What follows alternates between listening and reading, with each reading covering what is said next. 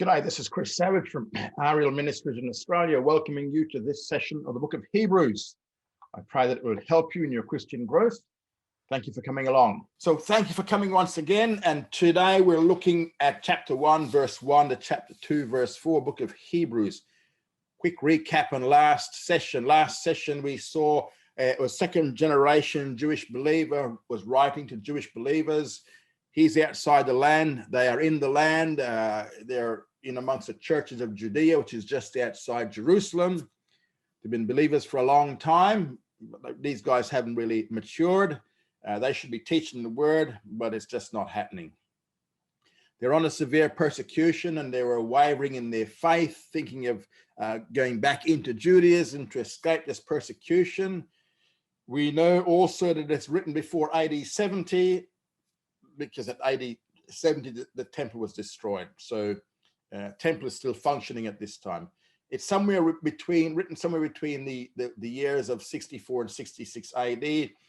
Now, the author is going to cite several Old Testament passages where irrevocable decisions were made, and which brought about loss of blessings and sometimes loss of physical life. And he uses them because these believers were facing the same situation. They could possibly make an irrevocable decision. Now, one of the key passages to understanding the book of Hebrews is Matthew chapter 12, verses 22 to 45, because that section of scripture deals with the rejection of the Messiah by the leadership of Israel on the basis that he was demon-possessed. So it was then that generation made an irrevocable decision which brought them under divine judgment. And the Jewish believers of the book of Hebrews were members of that same generation that rejected Messiah, but these guys were actually believers in Messiah. Now, the message for others of that generation we find in Acts chapter 2, verse 38, where Peter says they need to repent and be baptized. They needed to change their mind about who Jesus is. He's not demon-possessed. And then they needed to be baptized to separate themselves from the Judaism of that day and from that crooked generation. Now, these Jewish believers, the Hebrews, they thought that they could lay aside their salvation, for a while, and then later on they could be saved again. That way they could avoid the persecution, because we'll just go back to be one of the boys again, doing the temple sacrifices, yada, yada, yada. And so the author will tell them that, mate, that's not an option. You don't have that option, because for you to do that, it would bring you back under the judgment that was facing that generation that rejected Messiah. So their way of escape was to make a complete break from Judaism, and this would come by water baptism. Now, they're already spiritually saved because they believe in Messiah. So water baptism, what's the purpose of that? That would identify them with Messiah Jesus. And then they need to press on to spiritual maturity, going through the persecution. And the author is going to show them that Messiah is superior in every area to the three pillars of Judaism. And those three pillars of Judaism are angels, Moses, and Levitical priesthood. Now, the author is going to also write 5 warning passages to show the dangers that they face if they make this irrevocable decision. And the key theme of the book of Hebrews is the superiority of the Son. All right, today. So we're going to see the preeminence of the Son in his person and work. And this is going to go from chapter 1, verse 1, right down to chapter 10, verse 18. Now,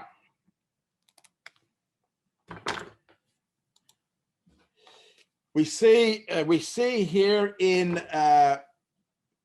the preeminence, we see here, we're going to break it down like this. We're going to see the theme in chapter 1, verses 1 to 3. We're going to see the superiority of the Son to angels in chapter 1, verse 4 to chapter 2, verse 18. And we're also going to see the warning. There's a warning in there on drifting, first warning. We're going to see the superiority of the Son to Moses in chapter 3, verses 1 to 6. And then we're going to have a second warning, which is a parenthetical warning on the danger of disobedience in chapter 3, verse 7 to 4:13. And then the superiority of the son to Aaron in chapter 4:18 to 10:18. All right, the theme, verse 1, Hebrews. God, having of old time spoken unto the fathers in the prophets by diverse portions and in diverse manners, hath at the end of these days spoken unto us in his Son. So as the author introduces his theme, he also mentions his basic method of contrasting. The book of Hebrews brings a contrast between the old and the new revelation, both in substance and in the way at which it came, its medium and its means. He contrasts the old and the new in three ways. First up, the method, and then the time, and then the agent by which it came. So we see in the old time past, and we see these days, we see diverse portions, diverse manners, and then only now by his Son. Came unto the fathers in the past, but unto us, the believers today, to the Jewish believers writing to here, and to us, it came by the prophets, but now it comes by the Son. In verse 1, he begins dealing with the means of revelation. So in old times, God spoke in two ways, diverse portions and diverse manners. Now in Greek, there's a little play upon words here, but the author here, he begins by stating the source. The source is always God spoke. God is the source, it's not man. And what he does do is that he uses man to reveal. Man is simply the agent, but God is always the source of these revelations. And what we see is from Malachi, that's the last of the Old Testament prophets, from Malachi to the time of John the Baptizer in the Gospels, there was around 400 years. And in that time, there were no other prophets. Probably because they were more the Messiah was going to be the expectation. They were more looking, now he must be coming. Now, this verse here, verse 1, also states that when God revealed to them, to the fathers, it was in the prophets. And remember, the prophets are the ones who received direct revelation from God. Now, they were at that particular period of time, and for those particular period of times, they were indwelt by the Holy Spirit. And 1 Peter chapter 1, verse 11 makes the same point. The prophets were the means of divine revelation, and the prophets spoke as they were moved along by the Holy Spirit. And we see that in 2 Peter 1, verse 21. And that's why the scriptures, according to Paul in 2 Timothy 3:16, all the scriptures are God-breathed. So the prophets spoke exactly what God wanted them to speak, down to the very words. The word prophets is plural because there were a lot of prophets. And now he's going to make a contrast between these many prophets and the one Son. Diverse portions, it deals with God's revelation in quantity. And in the past, we see that revelation came also in successive portions. You know, God didn't just give the whole lot in one hit. He didn't give every revelation in one hit. He chose to give it over a period of 1600 years. That's the span of the Old Testament. And sometimes he gave as little as what we see when we did Obadiah. It's only a one chapter book. Other times he gave, like in Isaiah, when we do that, we're going to find it 66 chapters. And then we had Jeremiah, who actually had fewer chapters than Isaiah, but actually his book is longer than Isaiah. So we see, diverse portions. Some prophets also ministered for only 1 month. For instance, Haggai, he gave 4 prophecies all in 1 month's time, and that was his That was his whole prophetic ministry. Others like Moses and Daniel gave prophecies that covered a lifetime. So the point here is that it was always a progressive revelation. It was never in one big lump. God had revealed so much and then he stopped. And every time God gave some revelation, what happened was, he would answer certain questions, and then he left some questions unanswered. It was never final. It was always progressive revelation. Now, not only did it come in diverse portions, but in diverse manners. And this is dealing with the quality of how it came. It came in various ways and means. Sometimes we find that God revealed himself through creative acts, for instance, and sometimes through the patriarchs or angels or prophets. If we look at Numbers chapter 12, 6-8, in those two verses there, what we see, there's three verses, what we see is that this is God speaking. He says, he said, I'll make myself known in a vision, or I'll make myself known in a dream, but, in regard to the prophets, but in regard to Moses, because he's so faithful, I'll speak mouth to mouth with him. So what we see is that God's revelation came in different forms, sometimes in visions or dreams, sometimes in rules and regulations and laws. For instance, the Mosaic law, that's all part of God's revelation. Sometimes by types, sometimes by prophecies. But what we do know is, however it came, it was never final. There was always more. It was always incomplete. And the mere fact that we had so many prophets showed that they prophesied in part only. They never ever gave the whole lot.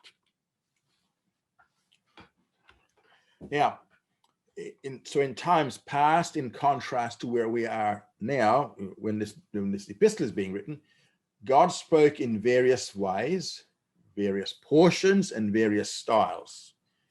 Now here we have, it says to the fathers. Now, this is not just to the patriarchs, Abraham, Isaac, and Jacob. The fathers covers the whole sweep of Old Testament revelation. And you can check that out in John 6:58 and John 7, verse 22. So the fathers, the whole sweep, were the recipients of the Old Testament revelation. But now, in the first part of verse 2, here it goes, has at the end of these days spoken unto us in his Son. So the author now begins another contrast. At the end of these days, what he's doing here, he emphasizes finality. Old Testament was progressive, but this one is now final. Nothing else. The end of these days, the expression, the end of these days, that was a common rabbinic term for the messianic days. And the prophets often spoke of the messianic age as in the last days. So it is now the messianic times because the Messiah has come and he was the focal point toward whom all of this previous revelation was pointing. And the word end primarily means in the Greek termination, and it refers to the end of the final period of revelation. No more revelations coming. It can also mean the goal. Now, all the New Testament revelation was the goal of the Old Testament revelation. And now it marks a termination period in which God is speaking to men. Why? Because Messiah has now come. And the apostles, the apostles, they wrote the New Testament. When did they write it? They wrote it after Jesus had ascended. But the content of what they wrote had to do with his life, his ministry, his words, his teachings. Remember, in the Gospels, when we see Jesus, he is giving the seed doctrine. He's giving the seeds of doctrine, which are going to be later expanded in the epistles. So this is what the apostles were writing about. The apostles were writing the epistles. And what they wrote had to do with the significance of his coming, of his first coming. Revelation did not come by mere men, nor it came by the prophets it came by the prophets or patriarchs, nor by angels. This revelation now comes by the Messiah. And this verse goes on to say that in these days, in these messianic days, he has spoken unto us, not like in the times past where he used the prophets or the patriarchs, but now he speaks to us in his Son. And the word his, you see his Son, your translation might have his Son. You see it should be in italics. Why? Because it's not actually in the Greek text. And some translations may not read in his Son, but in the Son. The definite article the is not in the Greek either. The text simply says he has spoken unto us in Son. Now, the Greek, a bit different to the English, the absence of the definite article means that there is now an emphasis on nature or quality. It's not on the personality. In other words, earlier he spoke through prophets, but now he's speaking in a sonness, which he's speaking in a very unique way. Here, the writer is not really stressing what God said, but he's stressing the means by which it came. It came by a son. And that's why we don't have his or the in the Greek. It just says in Son, highlighting the person, Son. Came by the Son is singular in contrast to many prophets. He now spoke through one Son. And remember, the New Testament was actually written in one generation. The Apostle John, he wrote the last book, Revelation, and that was about AD 95.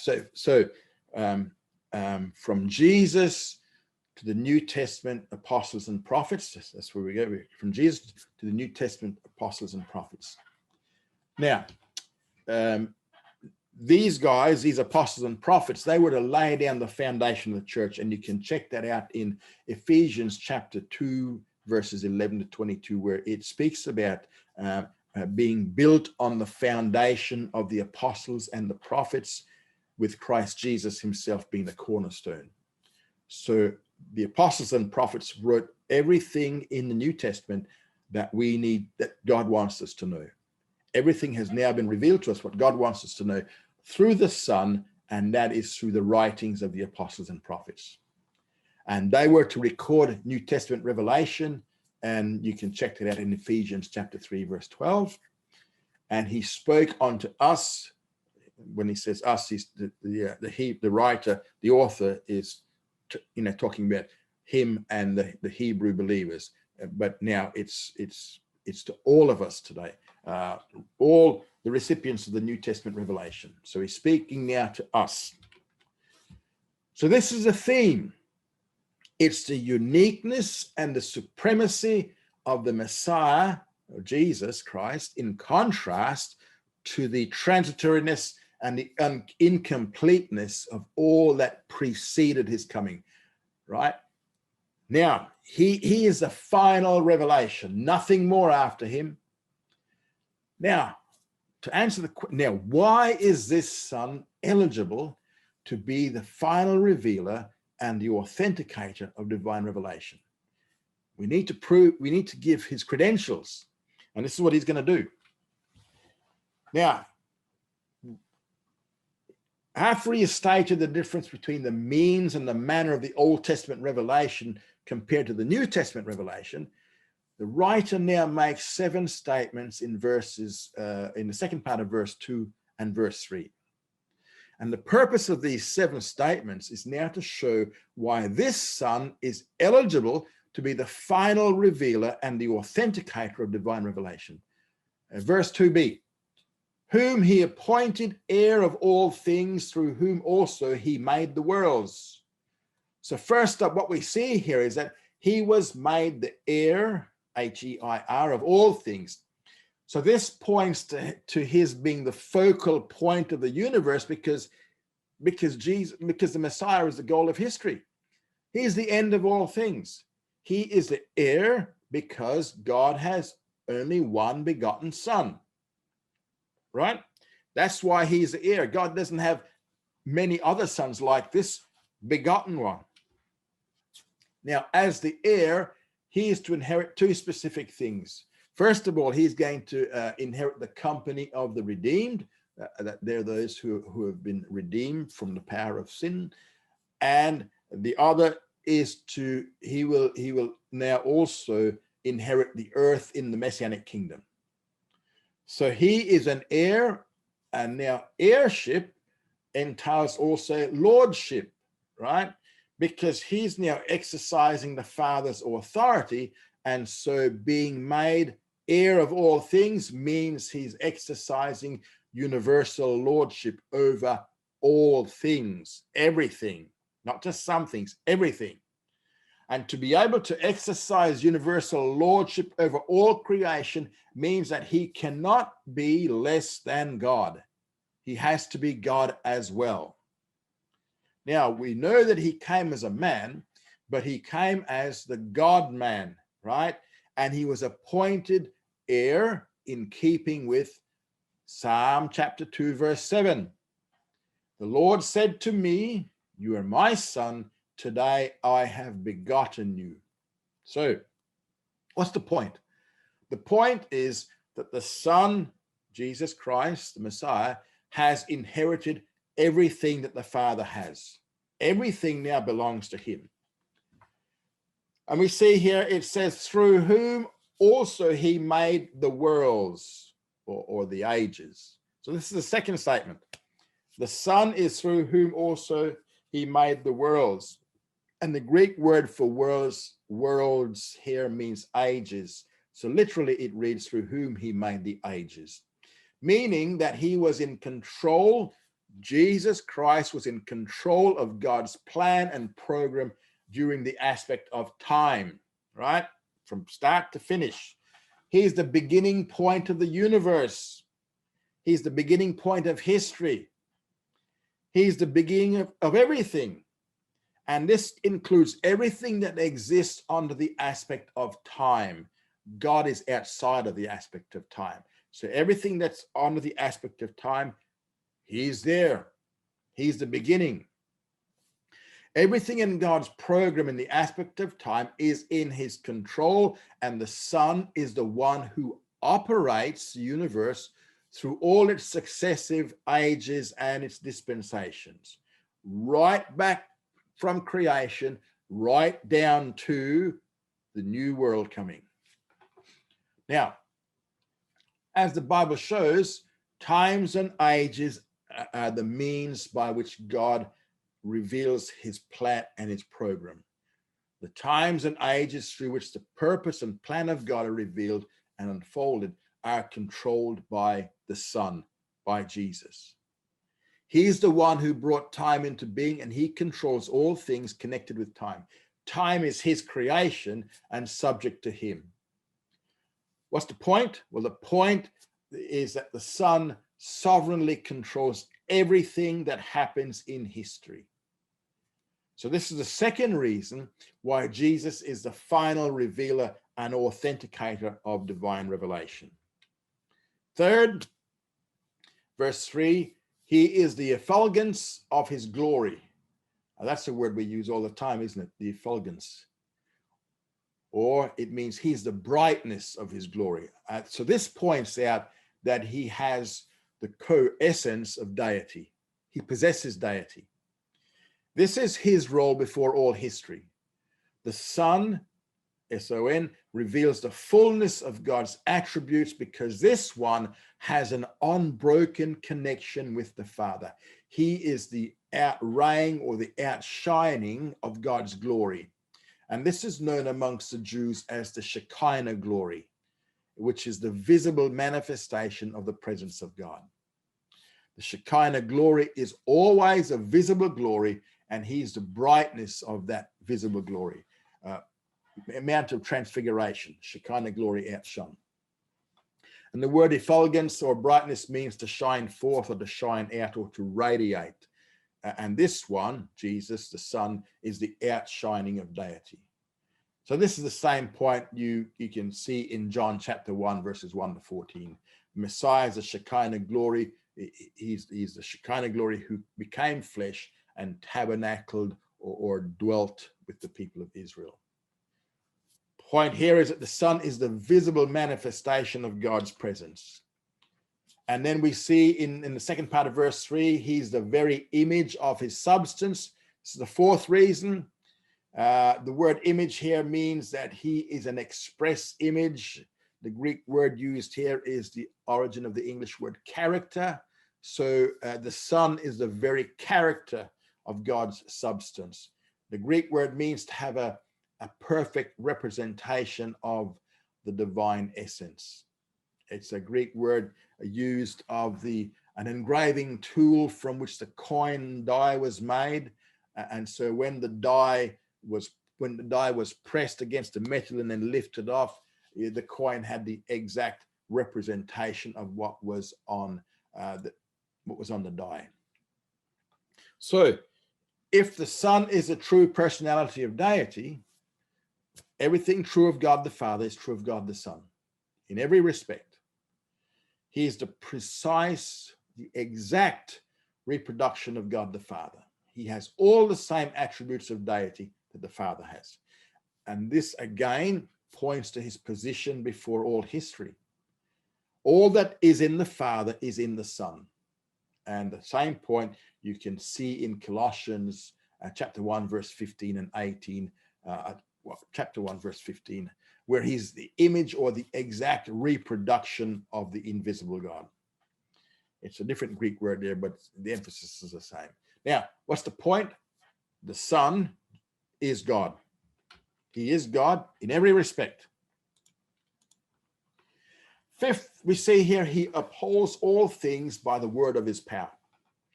So he's a sustainer and the governor of the universe. This is his role throughout history. He sustains everything. So what we see, the picture here is that he's in the middle of all things, and it concerns the Messiah as being, he is the governor of the universe, and he upholds it, he sustains it. He's carrying it along, and he's moving it along to a predetermined goal set by God the Father. And the word upholding here does not mean just to hold it, but it means to carry it along to a specific goal. And the present tense means that he's continuously doing it. He's doing it right now, right this present time. In all that we're going through at this present time, he's carrying it towards, he's holding it, carrying it along to a set goal. All creation has a goal to accomplish a specific purpose and program of God. And Jesus, the Son, will make sure that creation reaches that goal because he controls everything through providence and by the power of his word. And the Greek term here, word, is rhema, R-H-E-M-A, which means a spoken word. So by means of his spoken command, creation will reach its goal. So the picture of the Son sustaining the universe, you can see in Colossians 1, 15 to 17. So the point here is that the Son sovereignly controls all that has happened or all that happens in the universe. Sixth thing, he had made purification of sins. So what does this do? This emphasizes the Son as being man's redeemer. He was the one who redeemed us. This is his role in history. The words made purification refer to a priestly work. That's what a priest does. And what we're seeing here is that the writer is just preempting, or he's introducing Jesus in terms of the priesthood, which we're going to see later on. So the Son made purification for sin by dying, and there are four specific aspects to this purification. First of all, it was exclusive because he made it by himself, and no one else provided this redemption. It was by Jesus, the Son, and him alone. Second, it achieved a sacrificial work of cleansing because he made purification. It is a finished work as seen by the use of the Greek grammar, the aorist participle, which emphasizes it is something already done in the past, and there's nothing more he needs to do to provide purification for man. It's all done once and for all back there on the cross. We also see here it is not simply an outward cleansing, but it is a purification of sins. So the point that we see here is that the Son provided salvation through his blood, through his sacrifice on the cross. Now, the seventh thing we see in regarding this Messiah is that he sat down on the right hand of the Majesty on high. So what does this do? This shows him as the sovereign of humanity, okay? And this too is his role in history. He is the sovereign of humanity. And his sitting down emphasizes what? His finished work. He's finished working. And we're going to see that in chapter 10, verse 12. The fact that he's at the right hand of God the Father, what does this do? It emphasizes that he is equal to the Father and he has absolute authority. And if you want to check that out, have a look at 1 Peter chapter 3, verse 22. Now, what's he doing at the moment? Sitting there? He's not just sitting there, apart from sustaining and carrying everything along. His present work at the right hand of the Father is that he is interceding for us. And you can find that in chapter 8, verse 34 of Romans. Chapter 8, verse 34. So the point of all this is that the Son provided a finished atonement. Nothing more is needed to be done from the divine side. It's all done in the past at the cross. So we have these seven things about the Son show that he is qualified to be a unique revealer and he is superior to the prophets. And so what we see here is he's an heir, he's in control of all things, he possesses deity, he has the very character of God, he upholds the universe, he's man's redeemer, and he's sovereign of humanity. And so that makes him qualified to be the final revealer, bringing the goal of the Old Testament prophecy to its finality in himself. So not only does it qualify him to be the revealer, it also qualifies him to be the authenticator of all previous revelations that God gave by diverse portions and in diverse manners. So he, the Son, authenticates all the prophecies that came before. We see he's fully qualified to give revelation from God, to be the revelation from God. He is the new method of revelation at his incarnation. He's revealed the Father by what he said. He revealed the Father by what he is and what he did. Now we're going to look at, so that's his qualifications. Now we're going to look at his superiority over the angels. And we'll just read the first 4 verses of chapter 1, verses 4 to 14. Having become by so much better than the angels, as he hath inherited a more excellent name than they. For unto which of the angels said he at any time, Thou art my son, this day have I begotten thee. And again, I'll be to him a father, and he shall be to me a son. And when he again bringeth in the firstborn into the world, he saith, And let all the angels of God worship him. And of the angels he saith, Who maketh his angels winds, and his ministers a flame of fire. We'll just cut it there, and we'll just pick up verse 8 later. Okay. Now, this is the first of the 3 pillars of Judaism, angels. And we're going to see angels are mentioned 11 times in chapters 1 and 2. In chapter 1, verses 4 to 7, verse 13, chapter 2, verse 2, 5, 7, 9, and 16. Now, in rabbinic theology, the Jewish rabbis had a very high regard for angels. However, the Son is better. The point of and so we're gonna have the proof from the scriptures in verses 4 to 14 of Jesus' deity. And the point, we need to show his deity, we need to show that he is God, and we need to show that he is superior to angels. And that's what the writer is going to do. And so he begins with a statement of fact in verse 4, having become by so much better than the angels. Now, in his deity, he was always better. He was always superior. I mean, he created them.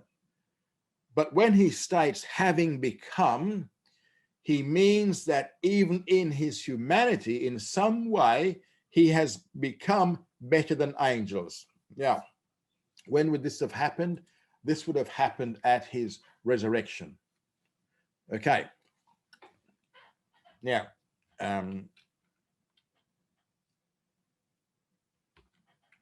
oops, carry on. So when God became a man in the person of Jesus of Nazareth, when he became incarnate at the incarnation, he became a little lower than the angels. Have a look at chapter 2, verse 9. But when he ascended back into heaven and entered his state of exaltation, when he returned to heaven in that way, he became better than the angels again. This is the man Jesus. In his deity, he was always superior to them. But when he became a man, he became lower than the angels. But when he returned to heaven with his exaltation, he again became better, even in his humanity, than the angels. All right? Second part of verse 4, he received a more excellent name. So he received a special name bestowed by God the Father on the Son because of the Son's perfect obedience. Revelation chapter 19, verse 12 makes a reference to the same thing about he has a name written that no man knows but himself. So when he returns, that's what he's going to have, this name that nobody knows. Philippians chapter 2, verse 9 also states that he has received the name which is above every name. Now we know him as Jesus or Yeshua, among other titles. But when he entered into heaven, God, the Father, gave him a more excellent name, a name that he alone knows. And in fact, we might never, ever know it. And after making the statement of the superiority of the Son, now the author is going to have to prove it in verses 5 to 13. And he's going to use 7 citations from the Old Testament. And why is he quoting these passages? Because he needs to prove that the Son is superior to angels. And the first quotation, which we find in verse 5, for unto which of the angels said he at any time, thou art my Son, this day have I begotten thee. Now, this is from Psalm 2, verse 7. And this points to the Son as being an heir.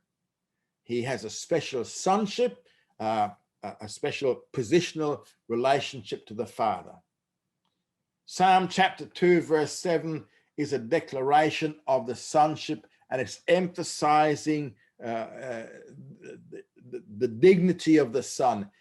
He is the only begotten. The expression, the only begotten, does not emphasize birth or origin, all right? And it does not emphasize to come into being as some cultic groups claim. The term only begotten is a legal term that stresses the rights of the firstborn. And this Son, this one has the rights of the firstborn. This was never, ever said to an angel. While he always had a sonship relationship to God the Father, he was appointed a son in a unique way at his resurrection. In the Roman culture of the day, Paul, if you look at Galatians 4, you'll see Paul expands on this there. Paul, what we see is that a Roman son who was born into a Roman family was positionally always a son. However, only when that son reached the age of maturity was he declared a son by the Father. And that's the same picture that we're seeing here. Jesus was always the eternal Son in his relationship to God the Father. But at a certain point, he was declared a son. And he was declared a son at his resurrection. And you can read this in Acts chapter 13, verse 33, and Romans chapter 1, verses 3 to 4. Now, this is interesting. Angels are also called the sons of God in the Old Testament, but angels are always called sons of God collectively, never individually. No single angel throughout Old Testament history was ever called a son of God. Angels collectively were called sons of God, and you can find that in Genesis chapter 6, verses 1 to 4, and in Job chapter 1, verse 6, and chapter 2, verse 1, and also chapter 38, verse 7. You can also find it in Psalm chapter 29, verse 1. Now, you and I as believers are called the sons of God in the New Testament by virtue of adoption. Yet Jesus is the only begotten Son in the sense that he has a unique relationship, not true of angels and not true of believers. He was declared the unique Son of God, and this came out several times during his lifetime. For example, when Gabriel, the angel Gabriel, spoke to Mary, he declared to her that her son would be the Son of God. And that's in Luke chapter 1, verse 35. The next time he was publicly declared the Son of God was at his baptism, which we can find in Mark chapter 1, verse 11. And a third time was at his transfiguration. We find it in Luke 9, verse 35. And Paul points out in Romans chapter 1, verse 4, that by virtue of his resurrection, he was declared to be the unique Son of God. So there's something different about the Messiah's sonship that is not the same as for angels or believers. He has a unique sonship. Now, when speaking of this day, in the passage, this day, what's the day? It's the day of his coronation and enthronement in heaven, which is to be fulfilled in the messianic or millennial kingdom. So this day is his enthronement in heaven. The point here is that the Messiah is the unique individual Son of God, while no angel is ever called that. Second Old Testament passage is second part of verse 5. It comes from 2 Samuel chapter 7, verse 14. And again, I will be to him a father, he shall be to me a son. Now, this is part of the Davidic covenant, a covenant that God made with David, and it's emphasizing here the son's position as the fulfiller of the Davidic covenant. So, not only was he declared to be the Son of God, but he continues in that position as the Son of God. And so what this does is that it establishes the Messiah, Jesus, as the fulfillment of the covenant, he's the covenant head of the Davidic covenant. And what's the key promise of the Davidic covenant? The key promise is that the God-man, descendant of David, is destined to rule over a saved and restored Israel from Jerusalem and from the throne of David. And you can see that in Isaiah 9, 6-7, and also Jeremiah 23, verses 5-6. So this one, by virtue of the Davidic covenant, is destined to rule over Israel.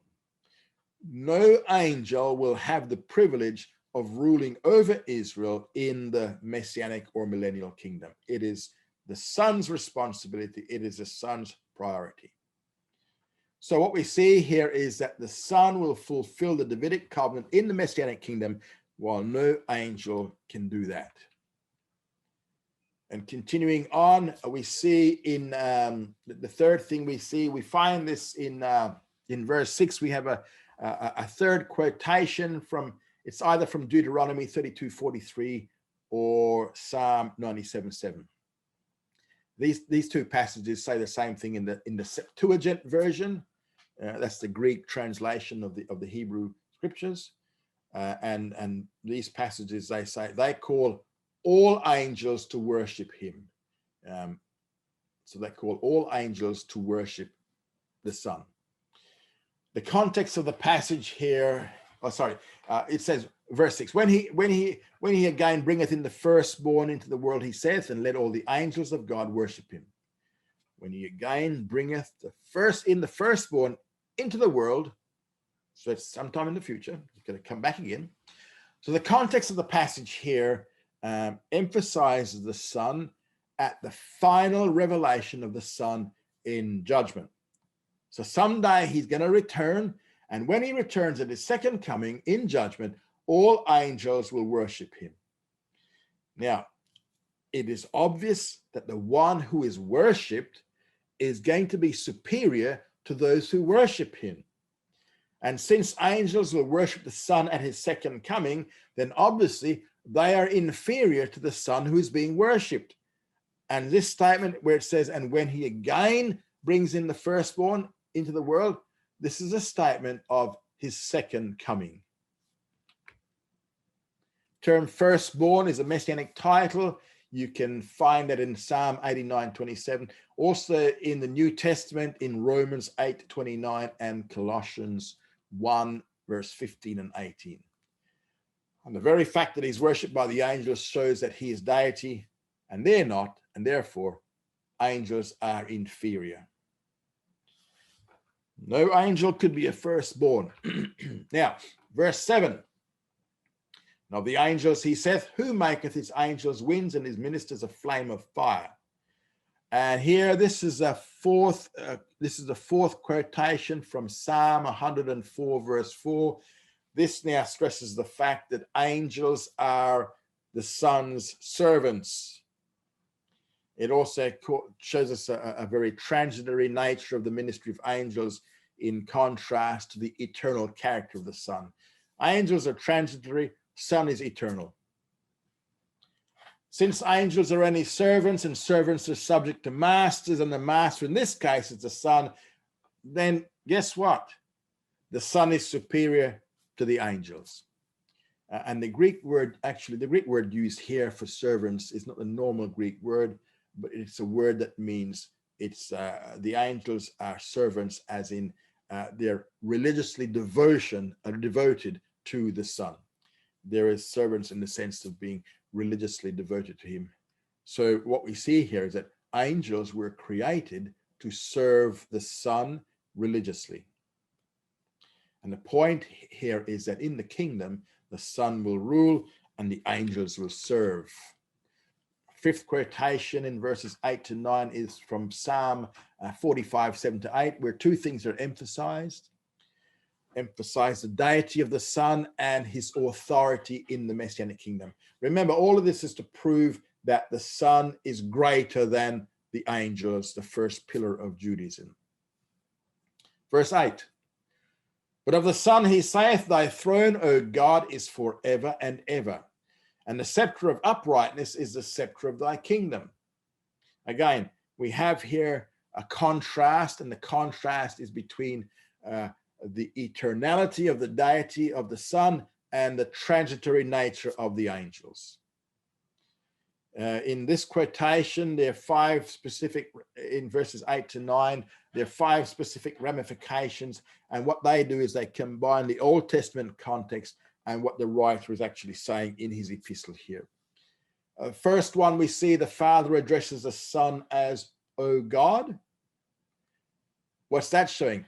God the Father is addressing the Son as, O God. It's showing his deity and his co-equality with the Father. So the Son, he is God, and therefore both creator and master of all the angels. Second, also he has an eternal throne and kingdom which no angel has. Thy throne is forever and ever. Verse 9, thou hast loved righteousness and hated iniquity. Therefore God, thy God, hath anointed thee with the oil of gladness above thy fellows. So here, Messiah is characterized as one who loves righteousness, he hates lawlessness, and he is above your fellows, or is above his associates, and the associates here are the angels. So he is anointed, and he received that anointing at his baptism. You can find that in Acts chapter 10, verse 38. So the third ramification we have is that his reign will be righteous.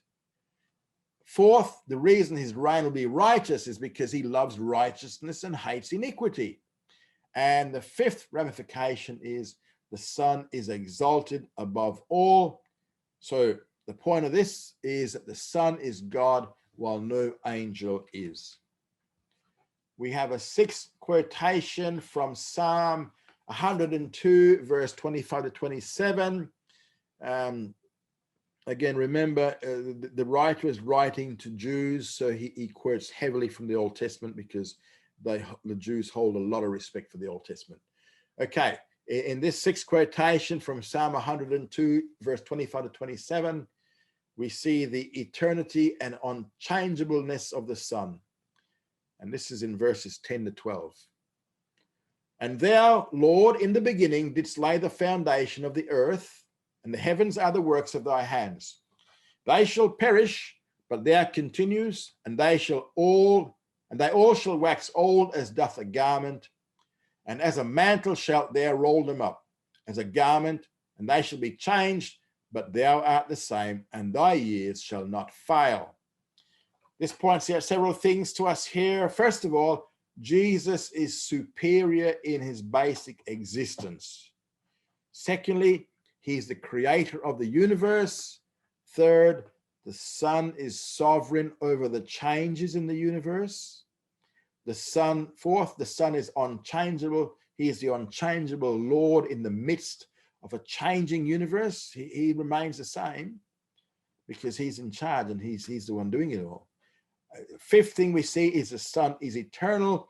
And the sixth thing, while he is eternal, the universe will someday be discarded like an old piece of cloth. And in the words of Revelation 6:14, you will roll them up. In 2 Peter 3:10, the universe is destined to be dissolved, while the Son is eternal, the universe is temporal. Then the seventh quotation comes from Psalm 110, verse 1, and we see here that he is enthroned in glory and he's seated at the right hand of God. This is verse 13. But of which of the angels hath he said at any time, sit thou in my right hand till I make thine enemies the footstool of thy feet? So this is the seventh and last citation, Psalm 110, verse 1. And this predicted the Messiah's enthronement in glory and his seat at the right hand of the Father. So the Son is a partner with the Father in the Father's work. Because he's sitting, his work is completed. Now, in the ancient world, the one who sits in the king's right hand has to be the king's equal. In fact, when one king came to visit another king, he would sit at the host king's right hand. The very fact that Jesus is seated at the right hand of God means that he is equal with God and his work is completed because he's seated. Now in verse 14, are they not all ministering spirits sent forth to do service for the sake of them that shall inherit salvation? The author now concludes here this part of the argument in verse 14 by describing the status of angels. Now, while the Son is seated, showing his work is finished, guess what angels are doing? Angels, on the other hand, they're still busy doing their work. They're still working. The Son is seated, he's finished. Their work is not finished. Rather, it says they are ministering spirits. He doesn't use the Greek word that normally means servant or slave here, because he pictures angels here as they're free. They're not slaves. They're free agents, and they're voluntarily working in the employ of another. And here again, the author uses that same word he used previously that means religious devotion. So these angels are servants to those who inherit salvation. And this is as close as the Bible comes in showing that believers have guardian angels. Now, what are the status of angels? Angels are ministering spirits sent forth to do service for the sake of them that shall inherit salvation. Now, They are assigned specifically to care for us. And this care begins at infancy, which you can find it in Matthew chapter 18, verse 10, and it continues throughout our lives. You can find it in Psalm 91, verse 11. Now, the existence of guardian angels does not mean that they make sure nothing bad happens to believers, because we know that bad things happen to believers. But they are guarding in the sense that nothing will happen to believers outside the will of God. And one angelic role is to observe us. Angels actually observe what we say. And Ecclesiastes, I know it's a book we read all the time, Ecclesiastes chapter 5, verse 6. Angels also observe our sufferings. We find that in 1 Corinthians 4, verse 9. Angels even observe what we wear. Imagine that. 1 Corinthians 11, verse 10. And this is an addition to your slide. I missed it out earlier. When a believer dies, his soul is escorted to heaven by angels. And we can find that in Luke 16, verse 22. So what we do know is Messiah doesn't do any of these things. Messiah is superior to angels, because these angels are ministering spirits while the Messiah is seated at the right hand of the Father. And we're going to have to end it here, because we certainly will not finish the rest of it in the time frame. Okay, let's finish it here. That's our contact details.